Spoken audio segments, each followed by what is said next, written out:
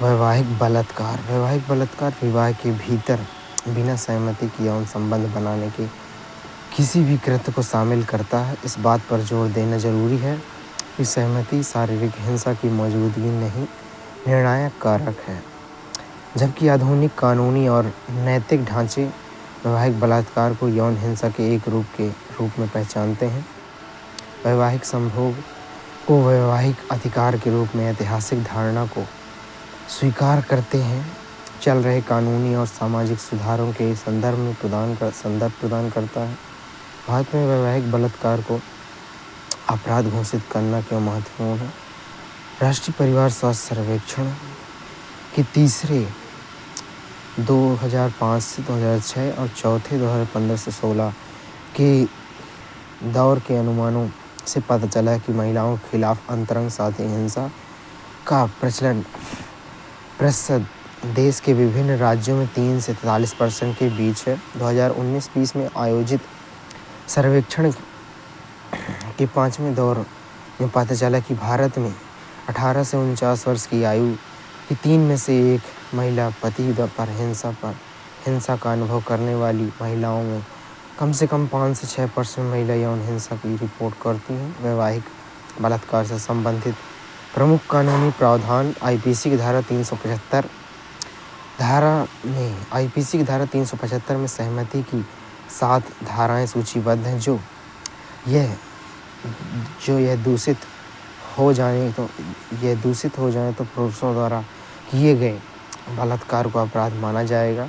महत्वपूर्ण रियायतें। हालांकि इस प्रावधान में एक महत्वपूर्ण छूट दी गई है। किसी पुरुष द्वारा अपनी पत्नी के साथ यौन संबंध या यौन कृत्य जबकि पत्नी की आयु 18 वर्ष से कम ना हो, बलात्कार नहीं माना जाता है।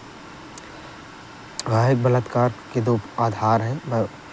वैवाहिक बलात्कार अपवाद मोटे तौर पर 2 मान्यताओं पर आधारित है। स्थायी सहमति। यह धारणा है कि एक बार शादी हो जाने के बाद महिला अपनी स्थायी सहमति दे देती है, जिसे वह वापस नहीं ले सकती है। औपनिवेशिक युग के कानून में यह अवधारणा इस विचार पर आती है कि महिला उस पुरुष की संपत्ति है जो उससे शादी करता है। सेक्स की अपेक्षा। यह धारणा है कि एक महिला विवाह में यौन जिम्मेदारी को पूरा करने के लिए कृत्यबद्ध या बाध्य है, क्योंकि विवाह का उद्देश्य संतानोत्पत्ति है और चूंकि पति को विवाह से सेक्स की उचित अपेक्षा होती है, इसलिए प्रावधान का तात्पर्य है कि महिला इससे इनकार नहीं कर सकती है। वैवाहिक बलात्कार पर अपवाद। भारतीय दंड संहिता कैसे आया? भारतीय दंड संहिता भारत में आईपीसी को ब्रिटिश औपनिवेशिक शासन के दौरान 1860 में लागू किया गया था। नियमों के पहले संस्करण के तहत वैवाहिक बलात्कार अपवाद 10 वर्ष से अधिक उम्र की महिलाओं पर लागू था। 1940 में यह बढ़ाकर 15 वर्ष कर दिया गया। अक्टूबर 2017 में सुप्रीम कोर्ट ने किसी पुरुष द्वारा अपनी पत्नी के साथ यौन संबंध बनाना चाहे, पत्नी की उम्र 18 वर्ष से कम ना हो, बलात्कार नहीं है। कवर्चर का सिद्धांत, डॉक्ट्रिन ऑफ कवर्चर, यह औपनिवेशिक युग की परंपरा है जिसमें वैवाहिक बलात्कार पर अपवादात्मक दंड को परिभाषित किया है। कवर्चर के सिद्धांत के अनुसार शादी के बाद एक महिला को कोई व्यक्तिगत कानूनी पहचान नहीं होती है। वैवाहिक बलात्कार पर विभिन्न संस्थाओं के क्या विचार हैं? विधि आयोग का दृष्टिकोण। बलात्कार कानूनों की समीक्षा कर अपनी 172वीं रिपोर्ट विधि आयोग ने दी और बताते समय भारतीय संविधान की धारा 375 के अपवाद में संशोधन करके वैवाहिक बलात्कार को अपराध बनाने की सिफारिश की है। जे.एस. वर्मा समिति की सिफारिश 2013 में दिल्ली में निर्भया सामूहिक बलात्कार के बाद गठित जे.एस. वर्मा समिति ने वैवाहिक बलात्कार को अपराध बनाने की सिफारिश की थी। भारतीय न्यायपालिका का दृष्टिकोण। केरल उच्च न्यायालय ने फैसला सुनाया कि अदालत ने फैसला सुनाया कि भले ही वैवाहिक बलात्कार को दंड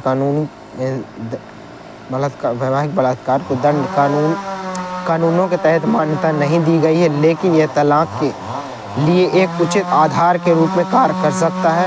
कर्नाटक उच्च न्यायालय ने पहले कहा था कि यदि कोई पति अपनी पत्नी के साथ जबरन यौन संबंध बनाता है तो उस पर भारतीय दंड संहिता के तहत बलात्कार का आरोप लगाया जा सकता है। दिल्ली उच्च न्यायालय की खंडपीठ ने विभाजित राय देते हुए वैवाहिक बलात्कार के अपवाद को असंवैधानिक बताते हुए इसे रद्द करने का समर्थन किया। इंडिपेंडेंट थॉट बनाम भारत संघ 2017 मामला। इस मामले में सर्वोच्च न्यायालय ने 15 से 18 वर्ष की नाबालिग पत्नी के साथ यौन संबंध को अपराध घोषित कर दिया, लेकिन धारा 375 के अपवाद की जांच करते हुए सुप्रीम कोर्ट ने वयस्क महिलाओं के वैवाहिक बलात्कार के प्रश्न पर विचार करने से इनकार कर दिया। वैवाहिक बलात्कार को अपराध घोषित करने के पक्ष में तर्क क्या है? सहमति और स्वायत्तता। यह विवाह को यौन संबंध के लिए स्थायी सहमति पर पर्याप्त नहीं मानता है। महिलाओं की शारीरिक स्वायत्तता और यौन हिंसा से मुक्ति के अधिकार पर बल देता है। लैंगिक असमानता को संबोधित करना, विवाह के भीतर ऐतिहासिक शक्ति संतुलन को संबोधित करना, जहां महिलाओं को अक्सर चुप करा दिया जाता है और हाशिए पर डाल दिया जाता है। कानूनी खामियों को दूर करना, इस बात पर प्रकाश डालना कि बलात्कार एक अपराध है, चाहे वह किसी भी रिश्ते का हो। कानून के तहत समान सुरक्षा सुनिश्चित करना, दुर्व्यवहार से सुरक्षा, वैवाहिक बलात्कार को घरेलू हिंसा का एक रूप मानना, पीड़ितों को सुरक्षा के लिए कानूनी रास्ते उपलब्ध कराना, मनोवैज्ञानिक और भावनात्मक प्रभाव, पीड़ितों पर पड़े महत्वपूर्ण मनोवैज्ञानिक और भावनात्मक आघात को स्वीकार करना, स्वस्थ वैवाहिक संबंधों को बढ़ावा देना, इस बात पर प्रकाश डालना कि किस प्रकार स्पष्ट कानून आपसी सम्मान, विश्वास, संचार पर आधारित स्वस्थ संबंधों को बढ़ावा देते हैं। अवांछित गर्भधारण और जबरदस्ती। वैवाहिक बलात्कार और अवांछित गर्भधारण के बीच संबंधों को उजागर करने पर बल तथा प्रजनन स्वायत्तता की उल्लंघन पर प्रकाश डालना। अंतर्राष्ट्रीय कानूनी मानक। वैवाहिक बलात्कार को उल्लंघन मानने वाले अंतर्राष्ट्रीय मानवाधिकार सम्मेलनों के साथ भारत में गैर अनुपालन पर प्रकाश डालना। वैवाहिक बलात्कार के अपराधीकरण के विपक्ष में तर्क क्या है? सांस्कृतिक और धार्मिक विचार। स्थापित सांस्कृतिक और धार्मिक मानदंडों में हस्तक्षेप की आशंका व्यक्त करना, जो विवाह से पत्नियों को अधीनस्थ के रूप में देखते हैं। प्रवर्तन की कठिनाई।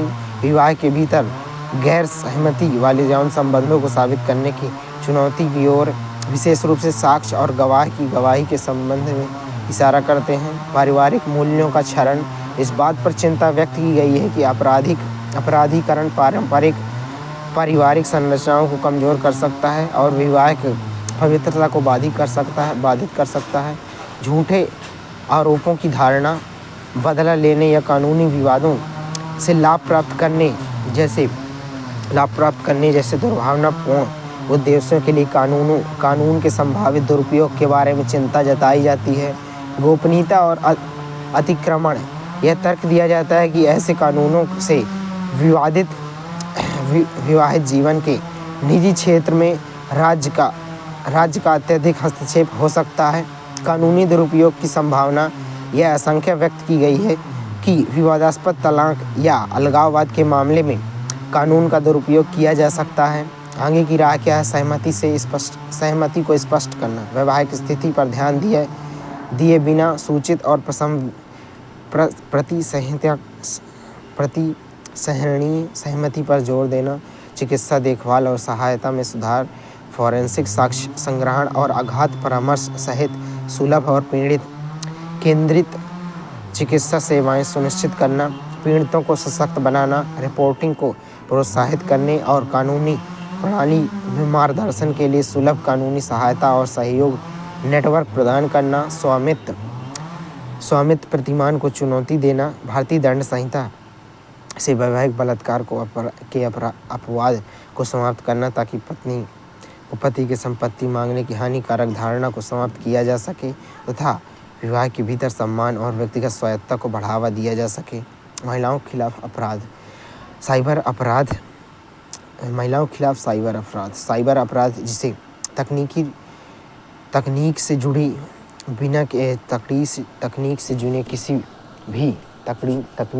किसी भी अवैध गतिविधि के रूप में परिभाषित किया गया है। भारत में महिलाओं के लिए एक महत्वपूर्ण और बढ़ता हुआ खतरा है। राष्ट्रीय अपराध रिकॉर्ड ब्यूरो 2021 की रिपोर्ट में पिछले वर्ष की तुलना में महिलाओं के खिलाफ साइबर अपराध में 35.4% की वृद्धि का खुलासा किया गया है, जो इस मुद्दे को संबोधित करने की तत्काल आवश्यकता पर प्रकाश डालता है। भारत के महिलाओं के विरुद्ध साइबर अपराध के प्रकार की बात करें तो साइबर स्टॉकिंग, इसे किसी को परेशान करने, डराने या शारीरिक नुकसान पहुंचाने की धमकी देने के लिए ईमेल, प्रत्यक्ष संदेश या अन्य इलेक्ट्रॉनिक साधनों के रूप में परिभाषित किया जाता है। साइबर मानहानि, साइबर स्पेस में किसी व्यक्ति या व्यक्ति के बारे में झूठे या गलत बयानों के प्रकाशन जो उनकी प्रतिष्ठा को नुकसान पहुंचा सकता है। बाल पोर्नोग्राफी, एनसीआरबी की रिपोर्ट के अनुसार 2021 में भारत में बाल पोर्नोग्राफी 2188 मामले दर्ज हुए, जो इस अपराध की व्यापकता को उजागर करते हैं। साइबर धमकी, इसे व्यापक रूप में सूचना और संचार प्रौद्योगिकी का उपयोग करके डराने, परेशान करने, भावनात्मक संकट उत्पन्न करने के कृत्यों के रूप में परिभाषित किया जाता है। विधायी ढांचा, भारत में सूचना प्रौद्योगिकी अधिनियम IT एक्ट की निम्नलिखित अपराधों से निपटने में प्रावधान है। अध्याय 11 कंप्यूटर प्रणालियों के साथ छेड़छाड़ जैसे अपराध से संबंधित है। धारा 65 कंप्यूटर सिस्टम में हैकिंग को कवर करता है। धारा 66 इलेक्ट्रॉनिक रूप से अश्लील जानकारी प्रकाशित करने पर रोक लगाता है। धारा 67 संरक्षित प्रणालियों तक अनधिकृत पहुंच से संबंधित है। धारा 70 विश्वास और गोपनीयता के उल्लंघन से संबंधित है। उपचारात्मक उपाय में रिपोर्टिंग, पीड़ित साइबर अपराध की रिपोर्ट निकटतम साइबर सेल या पुलिस स्टेशन में कर सकते हैं। गुमनामी रिपोर्टिंग, राष्ट्रीय साइबर अपराध रिपोर्टिंग पोर्टल गुमनाम शिकायत की अनुमति देता है। सफल पहले यह कार्यक्रम महिला एवं बाल विकास मंत्रालय साइबर नारी शक्ति कार्यक्रम का उद्देश्य महिलाओं को डिजिटल साक्षरता कौशल से सशक्त बनाना है। साइबर पीस फाउंडेशन की रक्षाबंधन पहल साइबर अपराध के पीड़ितों को कानूनी और मनोवैज्ञानिक सहायता प्रदान करती है। गृह मंत्रालय द्वारा साइबर सुरक्षा पोर्टल साइबर अपराध की रिपोर्टिंग के लिए एक केंद्रीकृत मंच प्रदान करता है। महाराष्ट्र साइबर पुलिस की प्रस्तुति पहल युवा लड़कियों के बीच साइबर अपराध के बारे में जागरूकता बढ़ाती है और रिपोर्ट करने के लिए प्रोत्साहित करती है। आगे की राय क्या है? फास्ट ट्रैक साइबर कोर्ट बनाना चाहिए। साइबर अपराध के मामले को त्वरित सुनवाई के लिए समर्पित न्यायालय होना चाहिए।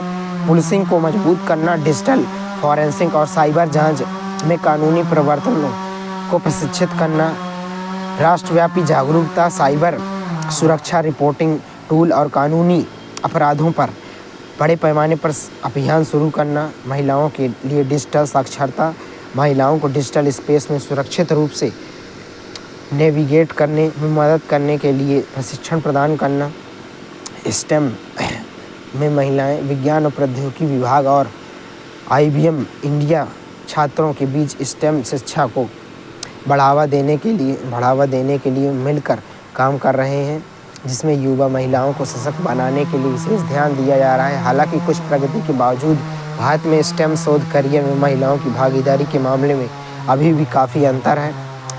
आंकड़े तथ्य की बात करें तो शोधकर्ताओं ने विज्ञान प्रौद्योगिकी विभाग के आंकड़ों से पता चलता है कि पिछले 2 दशकों में महिला वैज्ञानिकों की संख्या वृद्धि हुई है। शोधकर्ताओं में महिलाओं की संख्या 13.9% 2015 से 2018 में बढ़ गई है। स्नातकोत्तर स्तर पर महिलाओं की भागीदारी अच्छी, लेकिन इसके बाद गिरावट आती है। इंजीनियरिंग में महिलाएं 14.5%, उससे अधिक प्राकृतिक विज्ञान में महिलाएं 22.5%, उससे अधिक स्वास्थ्य में महिलाएं 24.5% हैं। वैश्विक परिदृश्य में वे देश जहां महिलाएं और पुरुष शोधकर्ताओं की संख्या अनुपात काफ़ी समान है, वे दक्षिण अफ्रीका, मिस्र, यहाँ तक कि प्रत्येक में 45% महिला शोधकर्ता हैं। क्यूबा जहाँ की संख्या में 49% है। महिला शोधकर्ता में सबसे अधिक संख्या इन देशों में है। ट्यूनीशिया अफ्रीका में 55%, अर्जेंटीना में 53%, न्यूजीलैंड में 52%। स्टेम में महिलाओं के समक्ष आने वाली समस्याएं, लिंग पूर्वाग्रह और रूढ़िवादिता। विश्व आर्थिक मंच ने 2024 के लिए अपने वैश्विक लैंगिक अंतराल सूचकांक में भारत को 146 देशों में से 129वें स्थान पर ला दिया है। इसमें यह भी पता चलता है कि महिलाओं को अक्सर लैंगिक पूर्वाग्रह और रूढ़िवादिता का सामना करना पड़ता है, जो इस धारणा को बढ़ावा देता है कि विज्ञान, प्रौद्योगिकी, इंजीनियरिंग और गणित क्षेत्र पुरुषों के लिए अधिक उपयुक्त हैं। असमान वेतन, स्टेम नौकरियों में महिलाओं को अक्सर समान पदों पर काम करने वाली पुरुषों की तुलना में कम वेतन मिलता है।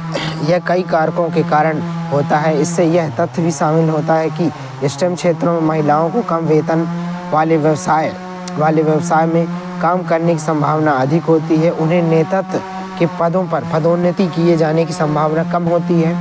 सीमित प्रतिनिधित्व, कुछ चुनिंदा देशों पर यूनेस्को के आंकड़ों से पता चलता है कि भारत सबसे निचले पायदान पर है।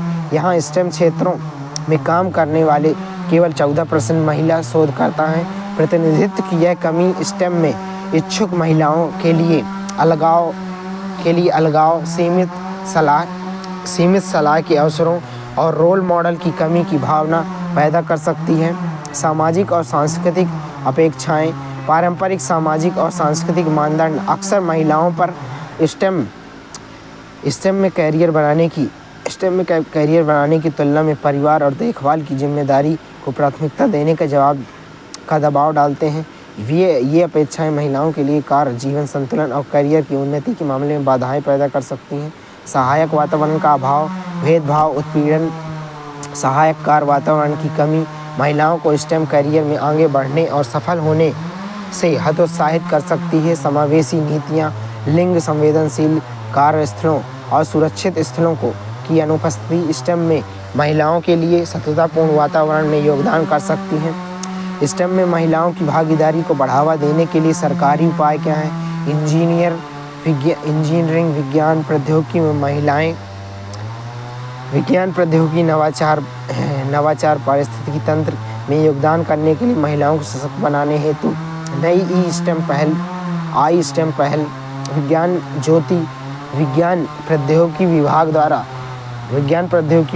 उच्च विद्यालयों में पढ़ने वाली मेधावी महिलाओं के लिए स्टेम में आगे बढ़ने हेतु समान अवसर उपलब्ध कराने के लिए शुरू किया गया कार्यक्रम विज्ञान ज्योति। स्टेम भारतीय प्रौद्योगिकी और इंजीनियरिंग सुविधा मानचित्र ISTEM भारतीय विज्ञान प्रौद्योगिकी इंजीनियरिंग सुविधाएं मानचित्र प्रधान वैज्ञानिक सलाहकार की कार्यालय द्वारा अनुसंधान, बुनियादी ढांचे और प्रयोगशालाएं प्रदान करने के लिए एक मंच प्रदान करता है, जिसका लाभ पूरे भारत में उपयोगकर्ताओं द्वारा उठाया जा सकता है। ज्ञान भागीदारी, अनुसंधान, उन्नयन, पोषण के माध्यम से किरण विज्ञान और प्रौद्योगिकी विभाग की योजना विज्ञान और प्रौद्योगिकी के क्षेत्र में महिला वैज्ञानिकों को प्रोत्साहित करती है। संसाधनों में परिवर्तन हेतु लैंगिक उन्नति गति। इसका उद्देश्य सभी स्तरों पर स्टेम और चिकित्सा विषयों में महिलाओं की सुविधाओं के लिए संस्थागत सुधार लाना है। मासिक धर्म अवकाश व्यक्तियों को मासिक धर्म के दर्द या परेशानी के लिए काम या स्कूल से छुट्टी लेने की अनुमति देता है। हालांकि अभी भी विवादास्पद है। कई देशों में एक सहायक समावेशी वातावरण बनाने के लिए इन नीतियों को लागू किया है। वैश्विक उदाहरण में स्पेन 2023 में यूरोप में पहली बार मासिक धर्म अवकाश नीति लागू की। स्पेन ने प्रति माह 3 दिन की छुट्टी पेश की है, जिसे डॉक्टर के नोट के साथ बढ़ाया जा सकता है। इसने मासिक धर्म समानता के बारे में वैश्विक चर्चा को बढ़ावा दिया है। जापान 1947 में अवैतनिक मासिक धर्म अवकाश को अनिवार्य बनाया है। जापान ने जो विश्व स्तर पर सबसे लंबे समय तक चली आ रही नीतियों में से एक है। ताइवान, दक्षिण कोरिया, जाम्बिया, वियतनाम मासिक धर्म संबंधी स्वास्थ्य आवश्यकताओं को मान्यता देते हुए समान नीतियां लागू की गई हैं। मासिक धर्म के अवकाश की आवश्यकता, महिला सशक्तिकरण, प्रजनन अधिकार जागरूकता, प्रजनन स्वास्थ्य पर चर्चा को प्रोत्साहित करता है और लैंगिक समानता को बढ़ावा देता है। सांस्कृतिक पूर्वाग्रह को संबोधित करना, जागरूकता में बढ़ावा देना, मासिक धर्म के बारे में सामाजिक वर्जनाओं को चुनौती देना, वर्जनाओं से निपटना, मासिक धर्म के बारे में चुप्पी को तोड़ना, कार्यस्थल में पारदर्शिता को बढ़ावा देना, संगठित क्षेत्र से परे प्रभाव। 2020 की ILO की रिपोर्ट से पता चला है कि वैश्विक स्तर पर 23% महिलाओं के पास कार्यस्थल पर उचित स्वच्छता की पहुंच नहीं है। जो वेतन मासिक धर्म स्वच्छता प्रबंधन की आवश्यकता को रेखांकित करता है। मौलिक अधिकार, मासिक धर्म को एक प्राकृतिक जैविक प्रक्रिया के रूप में मान्यता दी गई है तथा कर्मचारियों को आराम करने के अधिकार की स्वीकृति दी गई है। भारत में मासिक धर्म के अवकाश, कॉर्पोरेट क्षेत्र जोमेटो 10 दिन की सशुल्क अवकाश प्रदान करता है। जोमेटो, बायजू, स्विगी समान नीतियां लागू कर कॉर्पोरेट जगत में मिसाल कायम करना। राज्य स्तरीय पहल बिहार 1992 में और केरल उच्च शिक्षा विभागों और स्कूलों में मासिक धर्म अवकाश नीतियां लागू की हैं। विधायी प्रयास, मासिक धर्म लाभ विधेयक 2017, महिला यौन प्रजनन और मासिक धर्म अधिकार विधेयक 2018 को असफलता का सामना करना पड़ा। महिलाओं के मासिक धर्म अवकाश का अधिकार विधेयक 2022 शिक्षा और दैनिक गतिविधियों पर मासिक धर्म के प्रभाव को स्वीकार करते हुए 3 दिनों के सवेतन अवकाश का प्रस्ताव करता है। संबंधित कमियां क्या हैं? आर्थिक प्रभाव, नियोक्ताओं के लिए बढ़ी हुई लागत नियुक्त प्रक्रियाओं या वेतन को प्रभावित कर सकती हैं, जैसा कि महत्वतः लाभ अधिनियम के विस्तार के बाद कुछ क्षेत्रों में देखा गया है। रूढ़िवादिता को प्रोत्साहित करना, आलोचकों का तर्क है कि इससे महिलाओं के बारे में यह धारणा मजबूत होगी कि वे अविश्वसनीय हैं या उन्हें विशेष भत्ते की आवश्यकता है, जिससे नियुक्ति में पूर्वाग्रह पैदा होगा। गोपनीयता संबंधी चिंताएं, मासिक धर्म अवकाश को अनिवार्य करने से गोपनीयता का उल्लंघन हो सकता है, क्योंकि कर्मचारियों को निजी स्वास्थ्य जानकारी का खुलासा करने के लिए मजबूर होना पड़ सकता है। आगे की राय क्या है? डेटा संचालित विश्लेषण, नियोक्ता की चिंताओं को दूर करने के लिए उत्पादकता और कर्मचारी प्रतिधारणा पर लागत लाभ विश्लेषण का संचालन किया जाना चाहिए। लचीलापन और विकल्प, रूढ़िवादिता को मजबूत करने से बचने और व्यक्तिगत आवश्यकताओं को समायोजित करने के लिए लचीले अवकाश विकल्प प्रदान किए जाने चाहिए। मासिक धर्म को कलंक मुक्त करना, कर्मचारियों को शिक्षित करने और कलंक को कम करने के लिए जागरूकता अभियानों को बढ़ावा देना। आत्मसमर्थन, खुले संवाद को प्रोत्साहित करना, जहां महिलाएं कलंक और भेदभाव के डर के बिना अपनी आवश्यकताओं की चर्चा में सहज महसूस करते हैं। अन्य तथ्य क्या हैं? अन्य तथ्य की बात करें तो बाल देखभाल अवकाश। सर्वोच्च न्यायालय ने कहा कि महिलाओं को बाल देखभाल अवकाश CCL देने से इनकार करना संविधान का उल्लंघन है और हिमाचल प्रदेश सरकार को CCL संबंधी अपनी नीतियों की समीक्षा करने का निर्देश दिया। सुप्रीम कोर्ट के निर्देश में कार्यबल में महिलाओं की भागीदारी एक संवैधानिक अधिकार है, जिसे संविधान के अनुच्छेद 15 द्वारा संरक्षित किया गया है। अनुच्छेद 15 में यह प्रावधान है कि राज्य केवल धर्म, मूल वंश, जाति, लिंग, जन्म स्थान के आधार पर भेदभाव नहीं करेगा। मातृत्व लाभ का प्रावधान पर्याप्त नहीं है और संभव है कि यह बाल देखभाल अवकाश की अवधारणा से अलग है। बाल देखभाल अवकाश के बारे में CCL केंद्रीय सिविल सेवा अवकाश नियम 1972 में के नियम 43C में महिला कर्मचारियों और एकल पुरुष अभिभावकों, अविवाहित या विधवा या तलाकशुदा को 2 वर्ष 730 दिन की CCL प्रदान की जाती है। यह 18 वर्ष की आयु तक के 18 वर्ष के 2 सबसे बड़े जीवित बच्चों की देखभाल के लिए उपलब्ध है। हालांकि विकलांग बच्चे मामले में कोई सीमा नहीं है। बाल देखभाल अवकाश का एक कैलेंडर वर्ष में अधिकतम 3 अवधियों के लिए दी जा सकती है।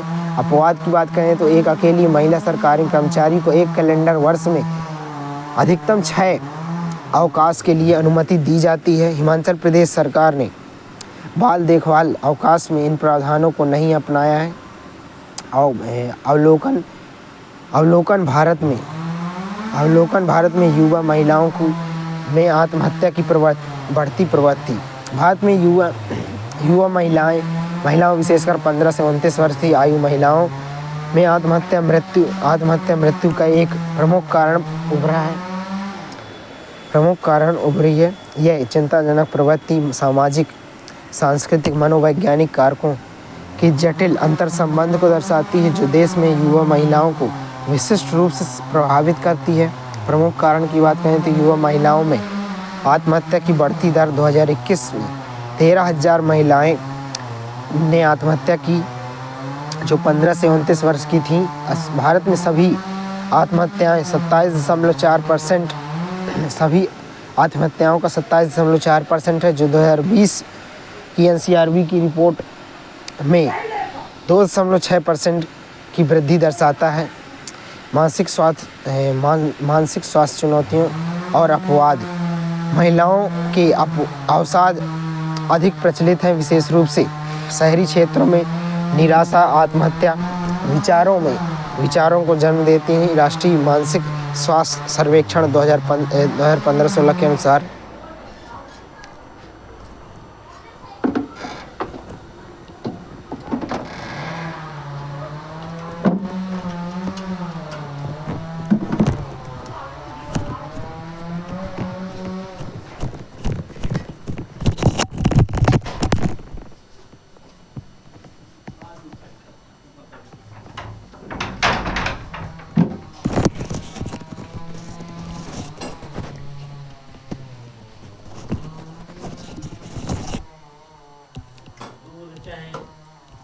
मडार के लिए हम जगह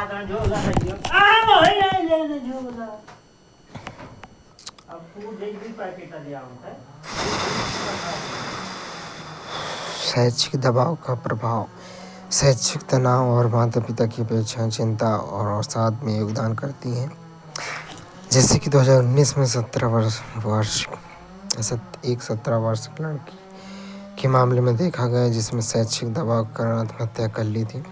लिंग आधारित हिंसा और दुर्व्यवहार। 18 से 29 वर्ष की आयु की 28.8% महिलाओं ने शारीरिक या यौन हिंसा नेशनल फैमिली हेल्थ सर्वे 5 के अनुभव के अनुसार अनुभव किया जो अवसाद और आत्महत्या की प्रवृत्ति में योगदान देता है।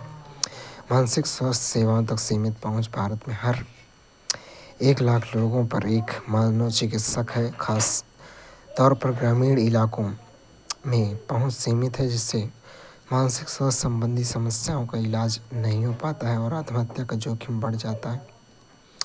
सोशल मीडिया और साइबर बदमाशी। ऑनलाइन उत्पीड़न जैसे कि मुंबई में 19 वर्षीय लड़की के मामले आत्महत्या और मानसिक स्वास्थ्य संबंधी समस्याओं के बिगड़ने से जुड़ा हुआ है। संकट का समाधान। युवा महिलाओं को बढ़ती आत्महत्या से निपटने के लिए बहुआयामी दृष्टिकोण की आवश्यकता है। मानसिक स्वास्थ्य सेवाओं में वृद्धि। मानसिक स्वास्थ्य देखभाल तक पहुंच बढ़ाना, विशेष रूप से ग्रामीण क्षेत्रों तथा सहायता मांगने की मदद को खत्म करना। शैक्षिक सुधार। ऐसे कार्यक्रम लागू किए जाने चाहिए जो शैक्षिक दबाव को कम कर सकें और समग्र विकास को बढ़ावा दे सकें। आर्थिक सशक्तिकरण। युवा महिलाओं को वित्तीय स्वतंत्रता बढ़ाने के लिए व्यावसायिक प्रशिक्षण और रोजगार अवसर प्रदान करना। सामुदायिक सहायता प्रणाली सहायता प्रदान करने और अलगाव की भावना को कम करने के लिए सामुदायिक नेटवर्क को मजबूत करना चाहिए। ऑनलाइन सामग्री का विनियमन। कमज़ोर व्यक्तियों की सुरक्षा के लिए हानिकारक ऑनलाइन सामग्री की निगरानी और नियंत्रण करना। इन क्षेत्रों पर ध्यान देकर समाज भारत में युवा महिलाओं के लिए अधिक सुरक्षित और सहायक वातावरण बनाने की दिशा में काम कर सकता है। लैंगिक समानता महिला सशक्तिकरण को समझना। समावेशी कार्यक्रम डिजाइन के लिए आधार है। अवधारणा की परिभाषा। लैंगिक समानता सात पर ऐसी स्थिति जिसमें सभी लिंगों के व्यक्तियों को समान अधिकार, जिम्मेदारी, अवसर प्राप्त होते हैं। इसका तात्पर्य है कि व्यक्तियों के अधिकार उनके लिंग द्वारा निर्धारित नहीं होते। यह सुनिश्चित करते हुए कि हर कोई बिना किसी भेदभाव के संसाधनों और अवसर तक पहुंच सकता है। यह अवधारणा एक मौलिक मानवाधिकार और सतत विकास के लिए आधारशिला है। लिंग समता, लैंगिक समानता सभी व्यक्तियों के लिए के प्रति निष्पक्ष होने की प्रक्रिया है। निष्पक्षता सुनिश्चित करने के लिए ऐतिहासिक और सामाजिक नुकसान की भरपाई के लिए अक्सर रणनीतियाँ और उपाय आवश्यक होते हैं जो व्यक्तियों को समान स्तर पर काम करने से रोकते हैं। समानता का दृष्टिकोण विशिष्ट आवश्यकताओं और परिस्थितियों को संबोधित करके समानता की ओर ले जाती है। महिला सशक्तिकरण में महिलाओं को उनकी स्वयं की पसंद के चयन के अधिकार की क्षमता को बढ़ाने और उन पसंदों को वांछित कार्यों और परिणामों में बदलना शामिल है। इससे संसाधनों, निर्णय लेने और अवसरों तक महिलाओं की पहुंच बढ़ाना शामिल है, जिससे वे जीवन के सभी पहलुओं में पूरी तरह से भाग ले सकें। कार्यक्रम डिजाइन और कार्यान्वयन में लैंगिक चिंताओं को एकीकृत करने का महत्व क्या है? ऐसे कार्यक्रम के डिजाइन और कार्यान्वयन के लिंग संबंधी विचारों को शामिल करके कई कारण महत्वपूर्ण हैं। समावेशिता और निष्पक्षता को बढ़ावा देना, विभिन्न लिंगों द्वारा समानता के सामना की जाने वाली विभिन्न आवश्यकताओं और चुनौतियों को स्वीकार करके और उनका समाधान करके कार्यक्रमों को समान पहुंच और भागीदारी सुनिश्चित की जा सकती है। प्रभावशीलता में वृद्धि, जो कार्यक्रम लैंगिक गतिशीलता पर विचार करते हैं उनके उद्देश्यों को प्राप्त करने की अधिक संभावना होती है, क्योंकि वे सभी प्रतिभागियों के विशिष्ट संदर्भों और वास्तविकताओं के अनुरूप होते हैं। ऐतिहासिक असमानताओं को रेखांकित करना, लैंगिक चिंताओं को एकीकृत करने से अतीत की समस्याओं को दूर करने और भेदभाव को रोकने में मदद मिलती है। सशक्तिकरण को बढ़ावा देना, ऐसे कार्यक्रम जो लैंगिक समानता को सक्रिय रूप से बढ़ावा देते हैं, हाशिए पर पड़े समूहों, विशेष रूप से महिलाओं को सफल होने के लिए उपकरण और अवसर प्रदान करके उन्हें सशक्तिकरण में योगदान देते हैं। स्थायित्व सुनिश्चित करना, लिंग संवेदनशील कार्यक्रम दीर्घावधि में अधिक टिकाऊ होते हैं क्योंकि वे समावेशी समुदाय का निर्माण करते हैं जो सभी सदस्यों को योगदान को महत्व देते हैं, उनका उपयोग करते हैं। निष्कर्ष रूप में कहें तो लैंगिक समानता तथा लैंगिक समानता और सशक्तिकरण के बीच अंतर को समझने का आशय ऐसे कार्यक्रमों को विकसित करने के महत्वपूर्ण है जो न्यायसंगत, प्रभावी, टिकाऊ हो। कार्यक्रम विकास निष्पादन के हर चरण में लैंगिक चिंताओं को एकीकृत करके हम एक अधिक समावेशी और समतापूर्ण समाज की दिशा में काम कर सकते हैं। यह दृष्टिकोण न केवल हाशिए पर पड़े समूहों को लाभ पहुंचाता है, बल्कि विकास पहलों की समग्र प्रभावशीलता और स्थिरता को बढ़ाता है।